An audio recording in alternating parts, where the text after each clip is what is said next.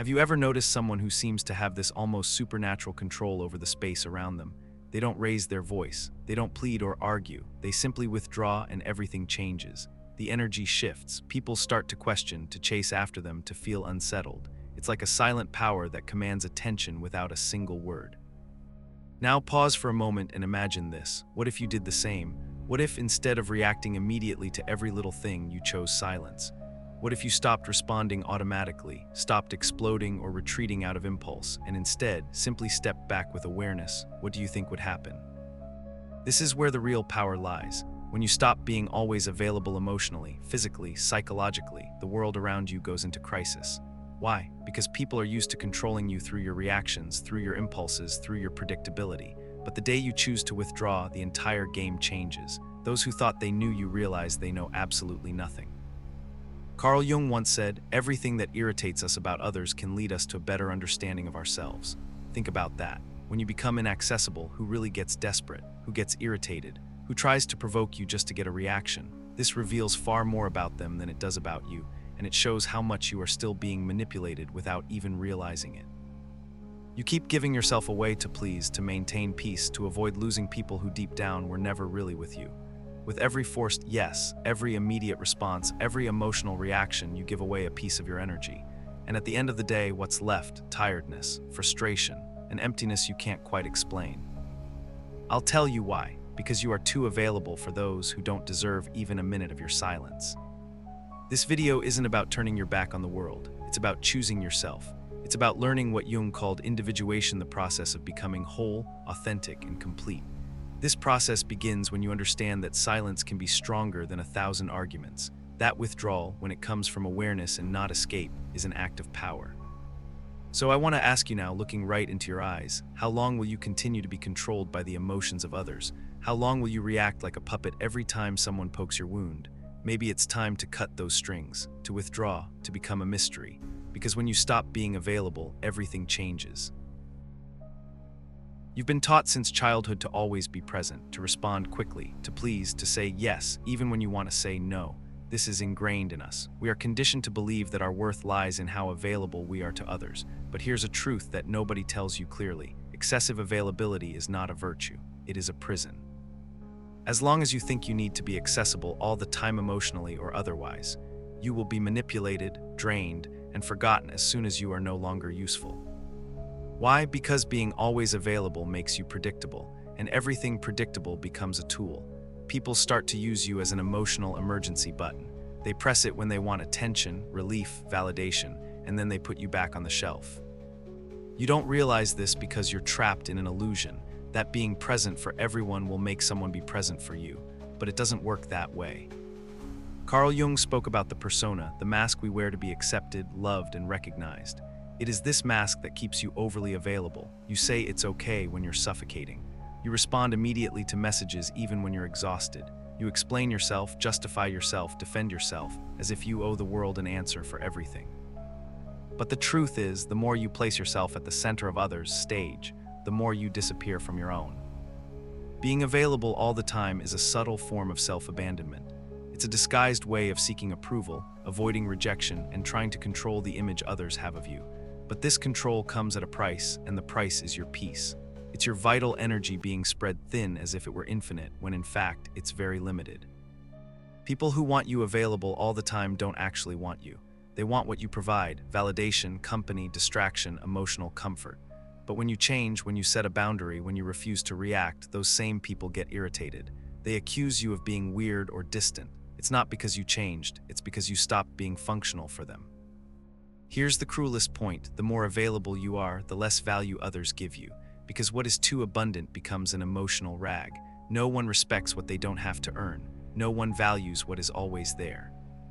So now stop and think, who truly deserves your time? Who deserves your attention, your presence, your listening? Or better yet, who deserves your absence?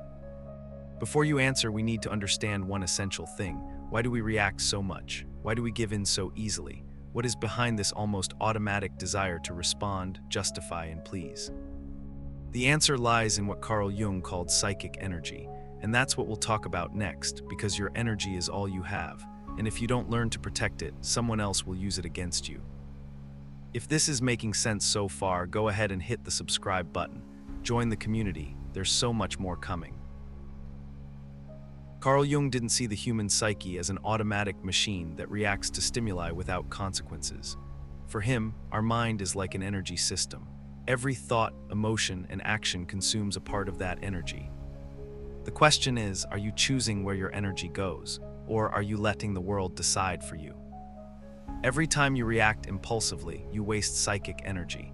When you defend yourself against criticism that didn't deserve your attention, when you respond to provocation just to prove you're right, when you engage in useless arguments, when you try to please people who don't value you.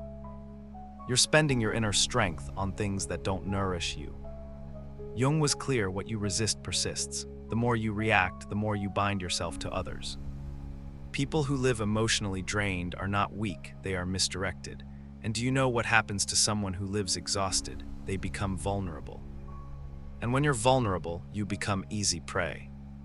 Manipulative, opportunistic, and emotionally needy people can sense this. They notice that you don't know how to guard your energy, that you react to everything, that you're always trying to solve the world's problems, and they take advantage of it. Jung said a healthy psyche knows how to keep energy within the system. This means knowing how to say no without guilt, knowing how to remain silent without feeling cowardly, knowing how to observe before acting. Because true power is not in reacting, it's in choosing when and how to act. This is only possible when you know yourself well enough to recognize your own impulses. How many times have you lost sleep over an unresolved conversation? How many times have you spent hours replaying what you should have said, or trying to understand why someone treated you poorly? That's energy being drained without return. You're keeping alive ghosts that should have died long ago, feeding dynamics that only exist because you insist on responding. Psychic energy is like a force field. When well guarded, it creates presence. You enter a room and command respect without saying a word. But when poorly managed, you become invisible, reactive, fragile, and the world has no mercy for those who give in easily. Start observing your own triggers. What makes you react automatically? What makes you lose your center? These are the exact points where your energy escapes, and that's where you need to work, not to become cold or indifferent, but to be selective, to be sovereign over yourself. Here comes one of Jung's greatest revelations. When you conserve your energy, you break the projections that others place upon you. And that bothers a lot of people.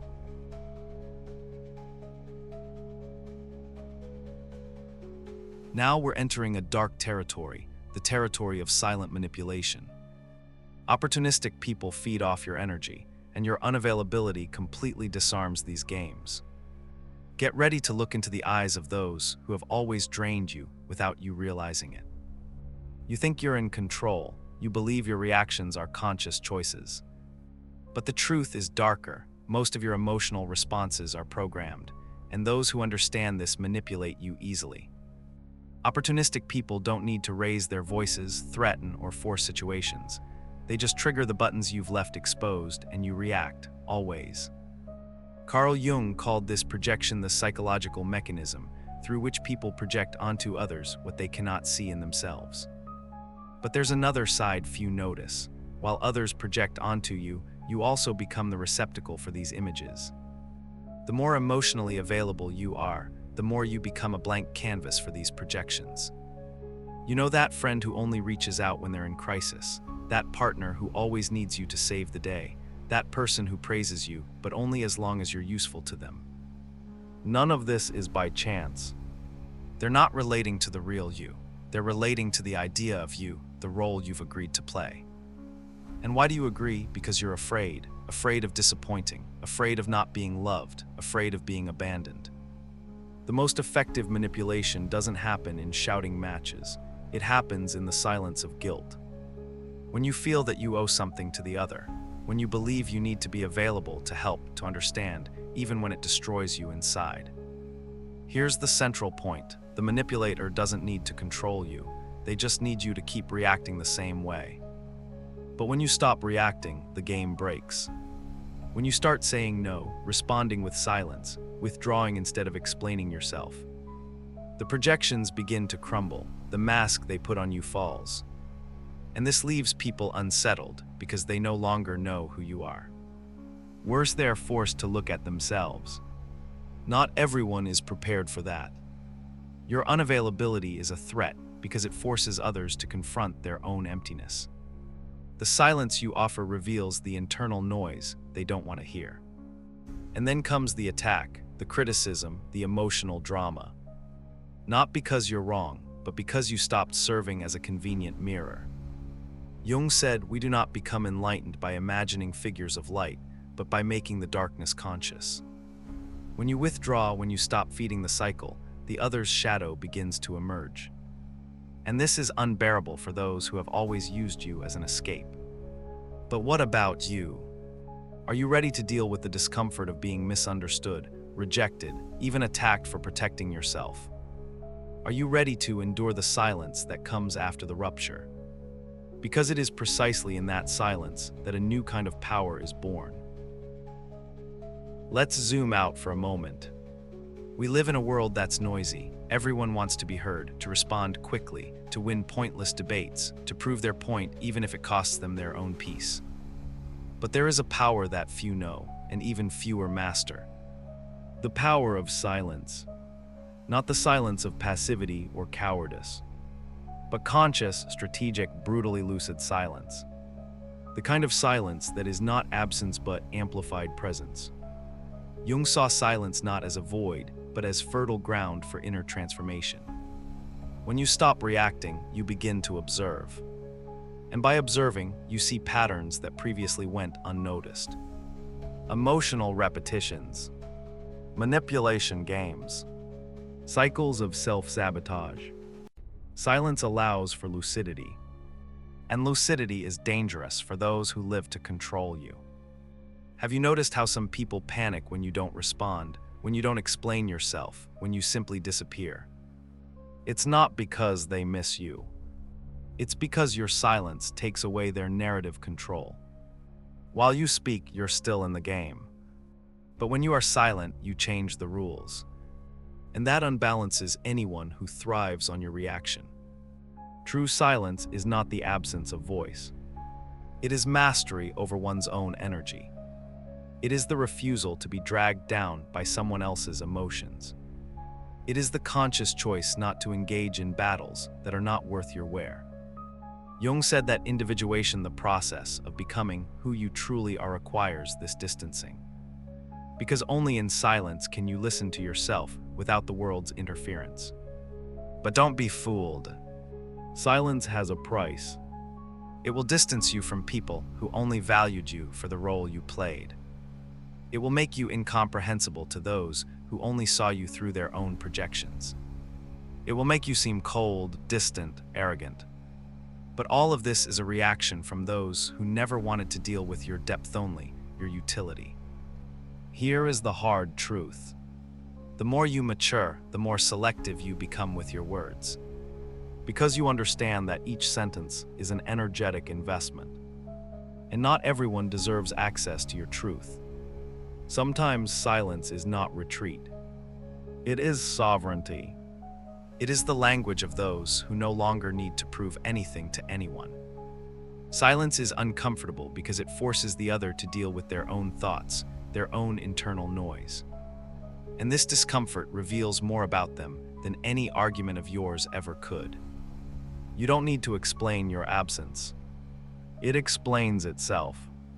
And those who feel threatened by it reveal how much they depended on your imbalance to maintain their own control. But the most powerful silence is not the one that disturbs the other. It is the silence that reconstructs you from within. The silence that connects you to something beyond external approval. It is in this internal space free from others' demands that you begin to recover your vital energy, to reconnect with your essence. And this is exactly what we will talk about next. Because it's not enough to cut out external noise. You need to relearn how to use your energy consciously, to choose where it goes, where it stays, and most importantly, where it should never be wasted. It's time to learn to be selective with your own soul. If you're in the process of reclaiming your energy and setting boundaries, you'll find real value in my book, Beyond the Shadow. It breaks down Jung's most important ideas and gives you practical tools to protect your energy, set boundaries, and reconnect with your true self. The link is in the pinned comment below. Because it's no use understanding all of this intellectually if in practice you keep saying yes when you mean no. If you keep responding to messages that bother you, participating in empty conversations, maintaining relationships that only exist out of inertia. Awareness without action is just another form of self-deception. True transformation begins when you firmly decide to become selective. And this requires emotional discipline. Conscious unavailability is not about being cold, arrogant, or indifferent. It's about no longer being a puppet. It's about choosing yourself. It's about reclaiming your power. So let me ask you one final question. How long will you continue to be available to those who don't deserve you? How long will you keep giving away your energy for free? The day you decide to protect your silence, your energy, your boundaries, that is the day everything changes. You become a mystery. You become powerful. And most importantly, you become yourself. Thank you for watching. If this video helped you, please like, subscribe, and share your thoughts below. I'd love to hear your stories about setting boundaries or using silence as a tool. Remember, your silence is your power. Choose it wisely. Don't forget to subscribe to the channel so that we can connect even more. Thank you for watching until next time.